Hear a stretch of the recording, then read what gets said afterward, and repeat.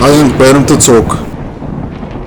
Манай суугийн гэмт хэрэг болон нийгэмд болж буй муу мухай зүйлсийг сурчлах зорилгогүй бөгөөд зөвхөн сэрэмжлүүлэх зорилгоор танин мэдэх хүн хүрээнд хийгдэж буй видео контент юм. Өнөөдрийн дугаард Оросын хамгийн аюултай 10 хотын талаарх бичлэг бэлдээ оруулж байна. За юуны түрүүнд ашигласан их сурвалжаа бол дурдъя. За миний ашиглаж байгаа их сурвалжийн дээрх тухайн бичлэг болохоор 5 жилийн өмнө бол YouTube хуудсанд бол тавигдсан. Одоогийн байдлаар 587 мянган бол үзүүлэлттэй бичлэг байна. За тухайн бичлэгний холбоосыг ашигласан их сурвалж дээр бол байршуулна. Та бүхэн бол тухайн бичлэгийг бол бодитоор үзсэн нөхөх боломжтой. За тэгээд бичлэгтээ орё. Оросын улбаны улс сүүлийн үеийн статистик том мэдээлэлээр бол гэмт хэргийн гаралт бол буурч байгаа үзүүлэлттэй байгаа. За оргил үе болох 1990-с 2000 оны үед гарч байсан гэмт хэрэгээс бол хамаагүй буурсан үзүүлэлтийг бол агуулж байна. За гисэн эдэж бол тухайн бүс нутгийн санхүүгийн асуудлаас шалтгаалж харьцангуй бол бага түвшинд бол очихгүй байна. За гарч буй гэмт хэргийн ихэнх хувийг болохоор хулгай дээрэм заллингийн хэрэгүүд бол эзэлж байна. За мөн хар тамхи болон авилгал хээл хавуул за хүн амны хэрэг за бусдын бие махбодод санаатай охирол учруулах зэрэг хэрэгүүд бол тодорхой хувийг бол эзэлж байна. Гэмт хэрэг гарахад тухайн бүс нутгийн санхүүгийн нөхцөл байдал бол их нөлөө үзүүлж байгаа. Ялангуяа том үйлдвэрүүдтэй холбоотой цомогтгол за тухайн бүс нутгийн ажил хөдлийн түвшин зэрэг үзүүлэлт нь бол гэмт хэргийн нөхцөл байдалтай бол тодорхой хэмжээнд бол хамаарч байна. Эхний танилцуулах хот бол Волгоград, Оросын улбаны улсад хамгийн их гэмт хэрэг гардаг хот. Волгоград хот нь Оросын улбаны улсын хамгийн аюултай хотын жагсаалтыг бол тэргүүлсэн. Дээрэн болон гудамжны халдлага бол тухайн хотод бол түгээмэл бол тохиолддог. За мөн хар тамхины 8 болон архины амралтай хүмүүс тухайн хотод бол энгийн үзэгдэл болсон. За тухайн хотын бүх дүүрэгт бол адил хэмжээтэй гэмт хэргүүд бол гардаг болохыг цагдаагийн тайлангаас бол харж болно. Дараагийн танилцуулах хот бол Шахти, Ростов мужид Украинтай хэлдэг хот. За хуучнаар бол уул уурхай түшгэлсэн хот бол байсан. Нүүрсний салбарын хямралаас болж ажилгүйдлийн түвшин бол нэмэгдсэн. За энэ нь бол гэмт хэрэг гарахад бол ихээхэн түлхэж үзүүлсэн гэж бол үздэг юм байна. За тухайн хотод бол дээрэм зохион байгуулалттай гэмт бүлэглэлийн үйл ажиллагаа, санхүүгийн лойр, кээл ахуул зэрэг гэмт хэргүүд бол түгээмэл бол гардаг. Дараагийн танилцуулах хот бол Астрахан. Тухайн хотыг гэмт хэргийн төв гэж бол нэрлэдэг. Бус хотод бол дээрэм хулгай болон заллим эхлэх явдал бол газар авсан. Гудамжны бүлэглэлүүд бизнес эрхлэгчид болон тэдний гэр бүлд бол халддаг. За мөн тухайн хотод болохоор хууль сахиулах ёстой гол цагдаагийн ажилчид хүртэл гэмт хэрэг үйлдэж байсан хэд хэдэн тохиолдолд бүртгэгдэж байсан юм байна.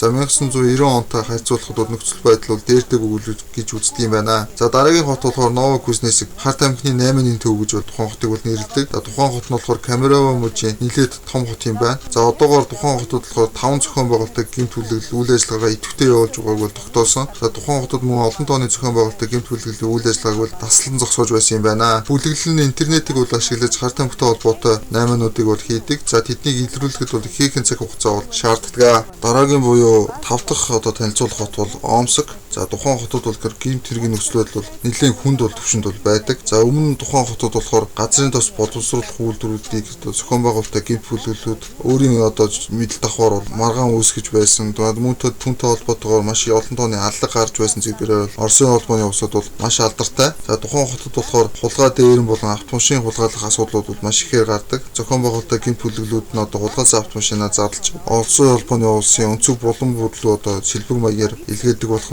нэгэнт бол тогтоогдсон. За цагдаа нар болохоор гарч байгаа гэмт хэргийг шийдвэрлэхээр ажиллаж байгаа ч гэсэн шийдэгдэг үүрэг бол маш их байна тухайн хотод. Дараагийн танилцуулах хот бол Чита. Монгол улстай ойр бол байршдаг. Тухайн хотод болохоор сүүлийн жилүүдэд гэмт хэргийн тоо бол усан нэмэгдэж байгаа. 1990 оны тоон үзүүлэлтээс бол бага зэрэг буурсан болох нь харагдаж байна. За Чит хотод болохоор хулгай дээрмийн хэрэг бол маш ихээр гардаг. За зохион байгуулалттай гэмт бүлэглэлүүд бол маш ихээр бас үйл ажиллагаа явуулдаг. Зохион байгуулалттай гэмт бүлэглэлүүд нь машин хулгайлж худалдан борлуулах бизнесийг нарийн зохион байгуулалттайгаар бол хийдэг. За мөн тухайн хотод бол өсвөр насны хүүхдүүдийн дунд бол бүлэг гэдэг ойлголт бол газар авч маш олон тооны бүлэглэлүүд тухайн хотод бол шинээр бий болж байна. Дараагийн буюу 7 дахь хот бол Саратов. За энэ хотод болохоор авилгал болон орон сууцны заллин болон лойрын хэрэг бол маш түгээмэл бол гардаг. Зохион байгуулалттай гэмт бүлэглэлүүд нь болохоор хуурамч архины бизнес бол эрхэлдэг. Тэдгэрийг бол Оросын улбаны улс даяар түгээдэг. Зохион байгуулалттай гэмт бүлэглэлүүдийн хооронд бол байнгын дайсагналцал бас мөргөлдөөн бол гардаг. Хар тамхины 8 бол тухайн хотод бол газар авч байгаа. Хар тамхитай холбоотой үйлцэн гэмт хэргийн тоо бол усан нэмэгдэж байгаа. Мөн тухайн хотод болохоор гэр бүлийн аллага бол түгээмэл бол гардаг. Дараагийн хот бол Нижний Тагил. Тухайн хотод болохоор гэмт хэргийн нөхцөл байдал бол маш хүнд бол хിവэр байсаар байна. Нэг хүнд ноогдох гэмт хэргийн үзүүлэлтээр бүс нутгийг бол тэргүүлж байгаа юм байна. За хүн амны хэрэг болон бусдын биед халдах тохиолдол бол тухайн хотод бол нэмэгдэж байна. Насан туршаагүй хүүхдүүдийн үйлцэн гэмт хэрэг бол тухайн хотод бол маш ихээр гардаг. Кавказуудын зохион байгуулалттай гэмт бүлэглэлүүд бол тухайн хотод бол үйл ажиллагаа явуулдаг. За дараагийн танилцуулах буюу 9 дэх хотоор болохоор Москвагийн ойролцоо байдаг Москвагийн одоо дагуулх хот болох Балишика гэдэг хот байна. За тухайн хотоос бол зохион байгуулалтын гэмт хүлээлтүүд бол маш ихээр төрөн гарсан байдаг. Тухайн хотод болохоор 1990 оноос эхлээд ловер дэрмийн хэрэгүүд бол маш ихээр гардаг байсан нь бол одоо ч гэсэн үргэлжилсэн хэвээр байна. За тухайн бус нутагт болохоор